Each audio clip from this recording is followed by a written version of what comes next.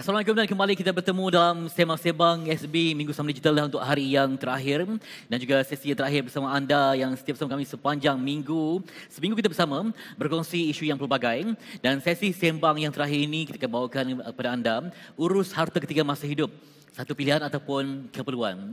Dan bergaduh sama waris, kurang kesedaran dan sikap ambil lewa menjadi faktor hampir 70 bilion harta pusaka dengan majoritinya milik orang Melayu di negara ini tidak dituntut sejak kemerdekaan. Apakah punca masalah ini? Apakah keengganan waris ataupun kelalaian mereka yang menguruskan harta ketika masih hidup? Dan berdasarkan jumlah harta tidak dituntut ini, adakah mengurus harta ketika masih hidup masih hanya satu pilihan ataupun sebenarnya satu keperluan yang amat penting untuk kita perhalusi? Dan persoalan ini akan dirungkai menerusi perbincangan bersama dengan Peguam Puan Rosina Sabia, Peguam Bella dan juga Peguam Pencerah di Tetuan Rosina Sabia and Co yang sering berkongsi maklumat mengenai pengurusan harta di media sosial. Assalamualaikum. Waalaikumsalam warahmatullahi wabarakatuh. Terima kasih Itu dia. Fitri. Topik ini sebenarnya sejak saya kecil sampai sekarang ni tak habis-habis ya. Sebab ia melibatkan harta ni tak semudah kita beri semudah itu saja. Ia melibatkan proses, sistem, undang-undang yang pastinya sebagai orang Islam ada kaitannya dengan perintah Al-Quran dan syariat. Tak boleh suka hati ya. Ya, Jadi macam mana melihat pentingnya mengurus harta sebelum kita meninggal dunia ni? Ya. Pentingnya harta, mengurus harta sebelum meninggal dunia. Okey, sebenarnya topik kita hari ini pengurusan harta pusaka satu keperluan ataupun pilihan sama ada pentingnya ataupun tidak.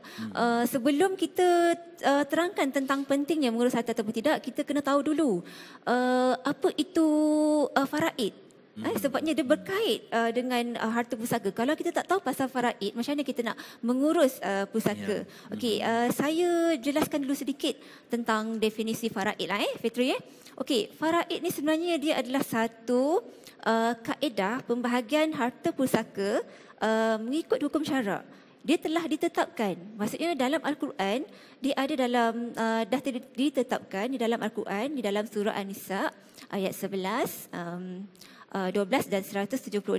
Di mana tidak ada dalam mana-mana hukum hukum Islam satu ilmu ataupun satu hukum yang sangat detail dan spesifik melainkan ilmu faraid.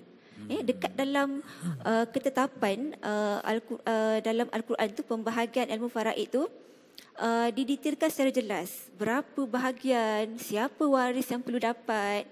Okey. So daripada asas ilmu faraid itulah baru kita boleh terus kepada pengurusan harta pusaka. Itu dia. Sebab kita pun tadi sebutkan awal tadi di mana yang tak ditutup tu sangat tinggi jumlahnya. Memang 7 bilion sangat-sangat angka yang memang besar. Jadi saya percaya bahawa ini disebabkan kekurangan dokumen, tidak mendapat bukti yang kukuh sebab ialah kita ada satu sistem ataupun institusi yang mantap ya untuk menguruskan yang mana perlukan pada bukti yang kukuh dan sebagainya di samping ilmu pengurusan yang mantap juga. Jadi apa agaknya faktor yang menyebabkan terjejas ataupun terganggu proses pemberian harta kepada waris ni? Sebab disebabkan harta ada waris yang derita. Disebabkan kita yang mungkin ego ini, waris nanti akan menerima musibahnya. Ya. Okey, maksudnya derita tu satu perkara yang subjektif. Dia bergantung kepada apa struktur faraid setiap orang individu tu. Maksudnya bila kita sebut tentang ilmu faraid, dia sesuatu yang ilmu yang kompleks. Dia sebab tu tak ramai yang ingin tahu ataupun belajar tentang faraid. Sebab ada hadis Rasulullah sallallahu alaihi wasallam. Maksudnya belajarlah tentang ilmu faraid dan ajarkanlah dia kepada manusia. Kerana ilmu ini adalah sebahagian daripada ilmu. Dan ilmu ini adalah ilmu yang akan pertama sekali yang akan diangkat daripada muka bumi. Maksudnya ilmu faraid ini luas tau. 1/2 ilmu adalah terangkum dalam ilmu faraid. Okey. Jadi ramainya orang yang tidak tahu pasal ilmu faraid, yang faktor utama adalah kejahilan. Itulah antara punca utama kenapa terdapatnya semakin meningkat harta pusaka beku yang tidak ditadbir. Kejahilan ke kedegilan yang mana lebih tepat? Kejahilan yang pertama dan kedegilan punya faktor sikap. Sikap waris-waris. Kadang-kadang dah tahu nak mohon faraid, dah tahu nak mengurus harta, tetapi sambil lewa, tak nak bagi kerjasama. Yang itu adalah sikap pun sama juga, Fitri. Itu dia. Jadi dalam situasi tertentu agak sukar untuk meyakinkan katakan seorang ayah yang tua yang sedang sakit, katanya ayah dah urus ke harta-harta ni. Dibimbangi pertanyaan itu mencetuskan polemik, konflik. Kau nak aku mati cepat? Sedangkan kita mahukan perancangan hidup yang teliti, yang terjamin, sebab ianya akan dipersoalkan di akhirat. Tapi itu tidak menjadi kenyataan disebabkan itulah dia, kerana masalah komunikasi antara yang masih hidup dengan waris-waris yang ditinggalkan tu. Ya. Okey, betul Fitri cakap tadi. Topik pusaka ni ataupun faraid, perancangan harta pusaka ni, dia sebenarnya satu topik yang sangat sensitif, sangat tabu kepada setengah masyarakat. Apatah lagi kalau kita nak sebut kepada ayah kita tentang pengurusan harta, kita nak sebut pasal harta pun sangat, orang kata, takut kan, sensitif. Jadi maksudnya, kenapa benda ni sensitif dan tak boleh dibicarakan secara terbuka? Kerana kurangnya pendedahan ataupun kurangnya kesedaran tentang apa akan jadi kalau kita tidak merancang harta pusaka kita ataupun merancang harta kita semasa hidup. Bukan harta pusaka, harta pusaka tu lepas kita meninggal. Tapi masa kita hidup ni belum jadi harta pusaka lagi. Maksudnya itu harta kita semasa hidup. Jadi kita masih hidup merancang harta, dan selepas kita meninggal baru harta tu disebut sebagai harta pusaka, dan itu adalah tanggungjawab waris untuk menguruskan harta pusaka tu. Itu dia. Jadi ilmu perancangan kewangan Islam dan harta ni adakah perkara yang sukar sebab tak semua orang mahu turut serta. Apa yang menjadi halangan biasanya? Tadi sebutkan kejahilan, kedegilan dan juga mungkin sifat malas ataupun malas nak fikir-fikir lagi ataupun bertangguh. Jadi macam mana tu dengan ilmu ini? Sedangkan ia perkara yang penting. Kalau macam haji kita nampak orang mendaftar, tapi harta ni macam nak perlahan sikit gerakan ya. Okey, salah satu antara faktor yang saya boleh kongsikan Fitri kat sini, harta pusaka ni di saat seseorang meninggal dunia, pada saat dia meninggal tu, semua harta-harta dia, rumah dia, akaun bank dia akan diisytiharkan sebagai harta pusaka. Dia bukannya terbuku, bank tak tahu pun pendeposit tu dah meninggal, bank tak tahu pun, bank tak boleh bekukan lagi.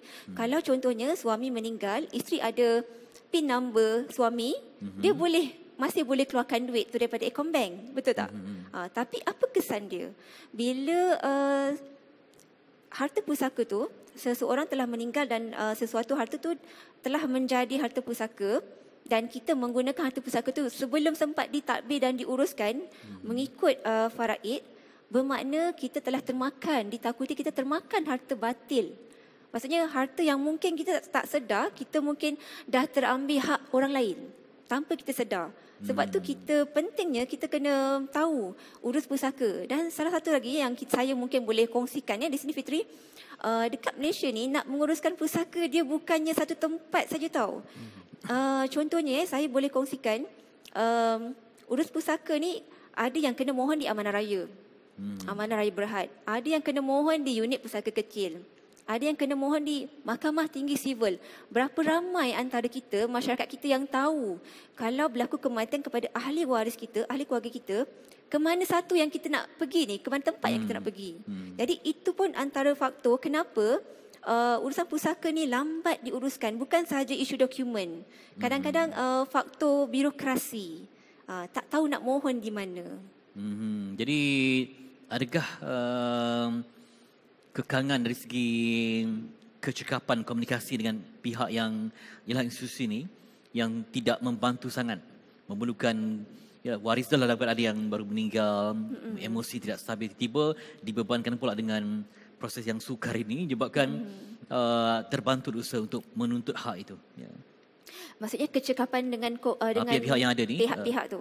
Okey, sebab birokrasi itu dan sebagainya tadi.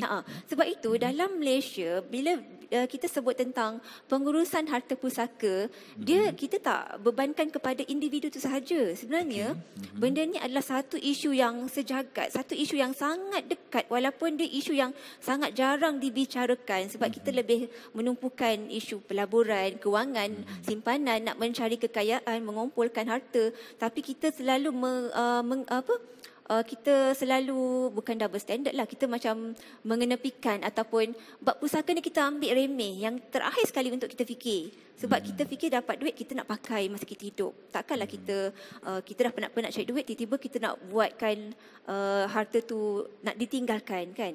Okey, jadi maksudnya bila saya kata dia adalah satu isu yang sangat besar, isu sejagat, dia melibatkan banyak pihak. Dan macam Fitri kata tadi, ada masalah komunikasi, orang-orang yang menguruskan pusaka. Sebenarnya waris-waris ni, dia boleh mendapatkan bantuan dan itulah peranan kenapa dekat Malaysia ni ada syarikat amanah, ada peguam, pihak ketiga ni boleh menjadi orang tengah dalam membantu waris-waris untuk menguruskan harta pusaka itu sebenarnya. Itu dia. Jadi apa peranan dan pentingnya penama bagi suatu harta tu? Kedua SP lah, tabung haji dan sebagainya. Penama ni di mana letaknya nilai dia? Penama Okey, itu pun satu isu yang sangat kontroversi juga tau Fitri. Sebab nampak remeh senang penama je kan. Tapi sebenarnya tak ramai yang tahu apa kesan penama ni. Apa fungsi dia? Kenapa kena buat penamaan? Kalau orang kata penamaan ni orang kata tidak inline ataupun tidak sejajar dengan hukum syarak. Okey, saya bagi contoh penamaan contohnya dalam K2SP, kita ambil yang paling mudah lah sebab ramai masyarakat Malaysia ni memang ada akaun K2SP pekerja kan. Apa peranan ataupun fungsi penamaan dalam akaun K2SP? Sebenarnya kena jelas tau, penama ni bukannya penerima ataupun pemilik mutlak. Penama ni dia sebenarnya tugasnya adalah sebagai wasi ataupun pentadbir dan pemegang amanah. Bila dia dinamakan sebagai penama dalam akaun itu, bermaksud apabila berlaku kematian kepada pemegang pendeposit ataupun pencarum, penama tu tadi kena bertindak sebagai pentadbir yang akan mengagihkan caruman tu secara faraid. Tapi sebenarnya ramai yang salah faham bila ingatkan penama dia adalah penerima mutlak. Sebenarnya tidak. Okey, sebenarnya penamaan ni bukan untuk dia tidak selari dengan undang-undang Islam lah. Dia tak mengikut faraid. Tapi kenapa? Bila kita tanya, kalau dah tak selari dengan undang-undang syariah, tidak selari dengan agama Islam, kenapa ada penamaan? Sebenarnya organisasi-organisasi yang menyediakan kemudahan penamaan ni, sebagai contoh K2SP ataupun tabung haji, dia menyediakan kemudahan penamaan ni sebenarnya untuk memudahkan proses pengeluaran caruman ataupun simpanan tu. Sebab bila ada penamaan, dia boleh dikeluarkan tanpa perlu ada sijil faraid ataupun tanpa perlu waris-waris mengemukakan surat kuasa mentadbir. Jadi itu peranan dan fungsi penamaan tu tadi sebenarnya. Jangan disalahgunakan. Ada kes tak yang mana penama ni salah gunakan kedudukan dia? Ada banyak Fitri, ada. Sebabnya kan pihak K2SP dia tak boleh nak nak mengawal selia. Dia hanya keluarkan, dia hanya disburse saja duit tu. Maksudnya bila dah ada penamaan, ada borang kemukakan kepada K2SP, K2SP akan keluarkan, dan itu sebenarnya adalah tanggungjawab amanah kepada pihak penama ataupun pentadbir tu. Sama ada dia kena agihkan secara faraid atau tidak, itu tanggungjawab dia. Pihak organisasi tidak buat follow up ataupun ada tanggungjawab untuk pastikan diagihkan secara faraid. Itulah kita bimbang sebab termakan harta yang haram, yang syubhah, yang batil. Dan timbul isu juga kalau sebab bab faraid ini, bisa kata kalau si lelaki berkahwin dua, yang kedua itu dirahsiakan. Jadi macam mana pula dalam kes yang sebegitu? Apakah ada hak walaupun tak didaftarkan secara sah di Malaysia contohnya? Jadi tetap pernikahan itu sah ya. Jadi anak yang tak didaftarkan ataupun tak diisytiharkan itu juga kadang-kadang tidak menerima tempatnya, haknya yang mutlak. Okey, ini satu isu lain pula, isu pasal menikah di luar, di Thailand ke, di Indonesia ke, tapi pernikahan tidak didaftarkan di sini. Okey, sebenarnya memanglah dari segi hukum syarak, memanglah kita katakan rukun nikah tu lengkap, maksudnya sah, tapi sebenarnya hanya mahkamah syariah saja yang boleh mengesahkan pernikahan di luar negara itu sama ada sah ataupun tidak. Sebab mungkin pada kita yang menikah di luar tu, kita rasa kita dah ikut hukum syarak. Tapi rupa-rupanya bila disemak, dia bernikah di hadapan wali yang tidak bertauliah. Jadi bila nak disahkan di mahkamah syariah, pernikahan tu tidak sah. Tidak diterima di sisi undang-undang Malaysia. Maka apa kesan dia kepada pewarisan? Saya kecilkan skop pada perbincangan kita pada hari ini.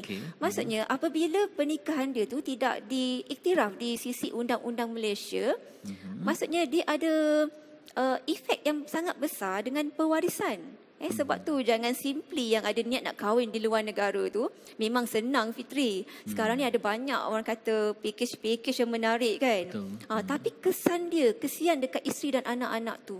Sebab dia mungkin apa orang kata mudah untuk bernikah di luar, tapi bila balik dekat sini dia ada kesan dengan pewarisan, ada kesan dengan nasab anak tu. Jadi benda tu kena ambil kira dah, jangan ambil remeh lah. Okey, tadi kita berbincang awal tadi berkaitan dengan faraid. Bagaimana pula di celah mana letaknya hibah pula di antara faraid itu? Faraid dan hibah. Okey, sebenarnya faraid ini satu kaedah pembahagian. Ada ada satu perbezaan yang sangat besar antara faraid dan hibah. Faraid ni sebenarnya dia terpakai apabila kita sudah meninggal dunia. Maksudnya dia berlaku ke atas harta pusaka kita. Tapi hibah ni, itu yang dikatakan sebagai hibah adalah salah satu muamalah dalam Islam. Itu adalah salah satu kaedah untuk kita merancang harta semasa kita hidup. Jadi ramai yang confused. Apa beza faraid dengan hibah? Sebenarnya tak sama. Faraid ni selepas kematian baru terpakai dan terlaksana. Hibah ni adalah pemberian kasih sayang secara sukarela, tanpa paksaan dan tanpa balasan semasa hidup. Jadi kuat-kuasanya adalah semasa hidup. Jadi kepada kita yang masih hidup ni, nak buat hibah tu sekarang lah. Jadi berkaitan dengan faraid, ketika sebelum ni pun banyak juga isu kan, bila kita lihat ada tokoh-tokoh yang meninggal, yang mana timbul isu faraid ini. Jadi ilmu lah untuk masyarakat, tapi nak mendalami itu macam mana, sebab ia melibatkan perkara yang kontroversi kan, yang kita tidak faham, menyebabkan perebutan, konflik antara keluarga pihak lelaki dengan si isteri lah, ya, balui yang ditinggalkan. Jadi macam mana untuk selesaikan berdasarkan pengalaman puan? Kadang-kadang berlaku perebutan tu lah, ya. Nak mendalami faraid ataupun macam mana?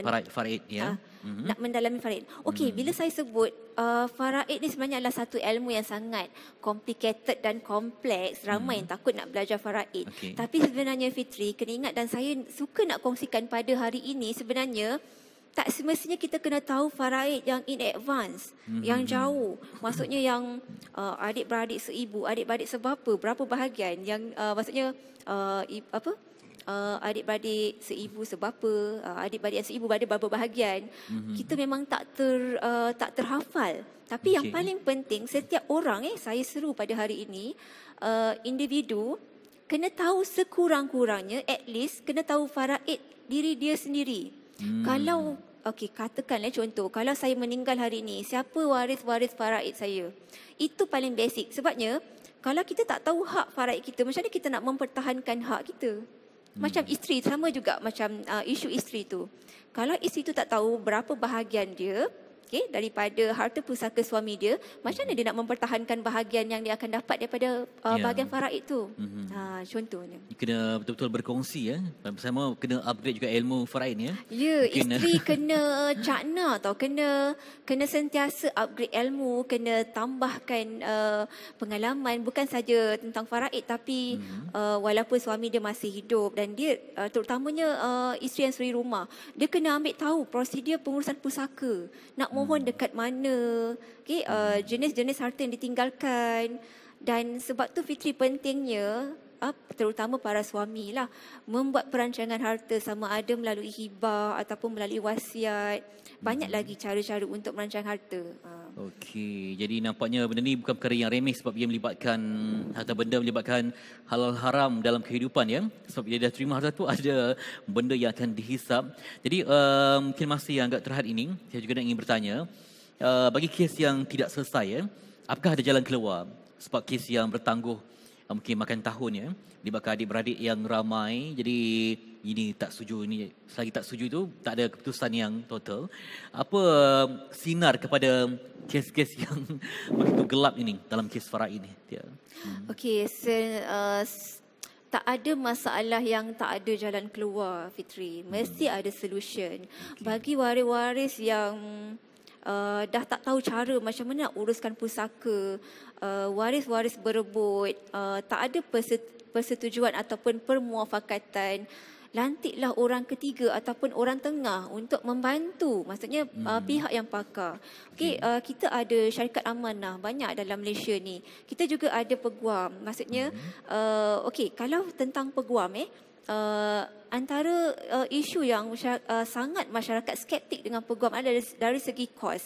Sebenarnya Fitri, saya nak bagi tahu dekat Malaysia ni terlalu ramai peguam, ada berpuluh ribu peguam. Takkanlah kerana hanya dia bertanya dengan seorang dua peguam dia dah terus give up, tak nak teruskan. Tanyalah. Maksudnya kita adalah kena jadi konsumen bijak. Maksudnya peguam tu menawarkan khidmat. Jadi carilah peguam yang berdekatan dengan anda. Maksudnya di tempat itu tak semestinya kena cari peguam yang dia kenal saja ataupun maksudnya kena cari okey, contohnya kena cari penerus zina juga. Tak. Maksudnya saya cuma berkongsi ilmu, maksudnya kesedaran, nak meningkatkan kesedaran. Okey, boleh lantik mana-mana peguam yang berhampiran, tanya. Maksudnya jangan tanya hanya satu dua, lepas dapat kos, oh mahal lah, give up. InsyaAllah akan jumpa juga. Kena cari orang tengah. Sebab kadang-kadang Fitri, kita ni lumrah tau. Kalau isteri nasihatkan kepada suami, suami tak nak dengar. Tapi kalau orang ketiga nasihatkan, maksudnya orang tengah, orang yang dihormati oleh suami tu, dia boleh dengar. Begitu juga peranan peguam ataupun orang kata syarikat amanah yang dilantik sebagai orang tengah untuk menyelesaikan masalah ni. Sebenarnya nasihatnya sama je. Tapi disampaikan oleh orang yang pakar dalam bidang tu, insya-Allah saya rasa pertikaian ataupun pertelingkahan tu boleh diselesaikan dengan adanya penglibatan atau pembantuan daripada pihak ketiga tu tadi. Itu dia peranan pihak ketiga. Sebab kadang-kadang memang tak nampak jalan ini, memang buntu dengan konflik, dengan pertikaian yang berterusan masing-masing keegoan. Jadi kita ada masa lagi lebih kurang 2-3 minit ni. Jadi tadi dah timbulkan tentang isu betapa pentingnya pemahaman sama ada pihak isteri, pihak anak-anak yang tinggalkan. Ada juga yang bertanya seandainya dari segi portion atau pecahan tu, ada yang menampakkan kelebihan, contohnya macam anak lelaki. Jadi dalam harta contohnya anak lelaki tu, ada tak juga hak orang lain di bawah-bawahnya? Itu dia. Okey Fitri, sebenarnya secara asasnya hak datang dengan tanggungjawab. Bila kita sebut faraid, kita akan terfikir bahawa lelaki dapat 2 bahagian, perempuan dapat 1 bahagian. Jadi mana adilnya? Okey. Sedangkan sebenarnya adilnya faraid itu, kenapa orang lelaki dapat 2 bahagian? Kerana orang lelaki di bawahnya ada tanggungan. Dia menanggung isteri dia, menanggung anak-anak dia, menanggung ibu bapa dia dan menanggung orang-orang di bawah tanggungan dia. Okey, maksudnya 2 bahagian yang dia dapat tu adalah untuk orang-orang di bawah tanggungan dia. Dia ada peranan dan tanggungjawab di situ. Sedangkan untuk orang perempuan dapat 1 bahagian faraid, itu hanyalah untuk diri dia sahaja. Dia tidak perlu berkongsi bahagian 1 tu kepada orang-orang lain untuk kegunaan dia sendiri. Sedangkan orang lelaki ni, dia dapat 2 bahagian tapi dia kena menjalankan tanggungjawab. Tapi itulah yang berlaku, itu memang teorinya cantik Fitri, tapi yang berlaku tidak macam tu. Ramai yang hanya nak ambil hak tapi tak nak fikir langsung tentang tanggungjawab. Itu yang kita kena sedarkan selalu. Itu dia. Jadi peranan kita sebagai khalifah tu amat luas sekali. Bukan hanya terima, tapi atas kita yang terima tu ada lagi tanggungjawab di sebelahnya ya. Mungkin lelaki dapat 2 bahagian, tapi saat ini dia belum lagi berkahwin. Kena lihat ahli keluarga perempuan yang lain tu, yang mungkin ibu tunggal, yang mungkin ada musibah melanda kehidupan. Jadi untuk yang baru menonton kita pada hari ini, yang ada kesedaran, apa first step untuk maju ke depan, untuk mencari ilmu asas faraid ni, apa pintu keluar atau jalan keluar untuk mengukuhkan lagi ilmu faraid ni? Ya. Untuk mengukuhkan ilmu faraid. Sekarang ni kan ilmu di hujung jari. Kalau kita nak cari, insyaAllah kita jumpa. Maksudnya, tak macam dulu. Kita kadang-kadang kalau kat Johor memang ada sekolah agama rakyat. Kita belajar faraid daripada sekolah. Mungkin dekat negeri-negeri lain tu tidak ditekankan tentang faraid. Jadi sekarang ni, peranan kita adalah sama-sama untuk meningkatkan kesedaran dari segi ilmu faraid, pengurusan harta pusaka. Dan yang paling penting sekali, semasa kita hidup ni, kita kena buat perancangan harta daripada sekarang. Maksudnya perancangan kita tu bukannya kita nak melarikan diri daripada faraid, tak. Sebab faraid itu terpakai ke atas harta pusaka. Sedangkan kita masih hidup ni, kita nak merancang harta kita supaya bukannya niat kita nak melarikan faraid ataupun tak nak bagi harta tu kepada orang-orang tertentu yang kita tak nak. Tapi sebenarnya kita nak memudahkan supaya waris-waris kita nanti bila selepas kematian kita, waris-waris kita mudah nak uruskan. Sebab sangat jauh beza dia, kesan dia bila kita ada perancangan harta, kita buat semasa hidup dengan kita tak buat langsung. Sebagai contoh Fitri, kalau ada masa sikit saya kongsi. Boleh. Contohnya macam saya pasti dekat Malaysia ni ramai orang ada contoh akaun pelaburan ASB. Okey, contohnya kalau dia ada membuat perancangan harta, dia ada buat hibah amanah ASB, prosesnya boleh dapatkan balik sekiranya berlaku kematian hanya tak sampai dalam tempoh 21 hari sahaja. Boleh dapatkan balik duit tu.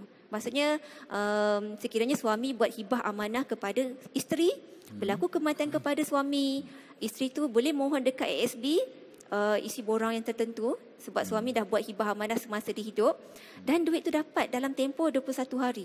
Itu paling panjang lah. Mungkin dapat awal dalam tempoh seminggu, dalam 14 hari. Tapi sekiranya suami tak buat perancangan harta, tak buat wasiat, tak buat hibah amanah ASB yang saya spesifikkan tu, maksudnya suami tu, isteri tu kena mohon sijil faraid dekat Mahkamah Syariah, kena pergi ke Amanah Raya untuk mohon surat kuasa mentadbir dan barulah pergi ke ASB. Maksudnya proses daripada 21 hari bezakan dengan 3-4 bulan. Kan beza kan Fitri? Itu dia. Moga-moga kita ada lagi ruang untuk berbincang lanjut sebab masih agak terhad. Terima kasih untuk Puan Roslina Sabiah, Peguam Bela dan Peguam Cara di Tuan Roslina Sabiah & Co. Dan ilmu hari ini adalah ilmu yang sangat penting untuk kita melakar kejayaan penting dalam kehidupan. Moga-moga dapat kita berjumpa lagi sebab inilah sesi yang terakhir saya untuk minggu ini ataupun inilah pengakhiran untuk Minggu Islam Digital. Moga-moga ada ruang untuk kita kembali berbincang, memantapkan ilmu, kukuhkan kewangan dan moga ada sinar di masa hadapan dengan perancangan ilmu yang kukuh sepanjang usia. Kita berjumpa lagi. Assalamualaikum.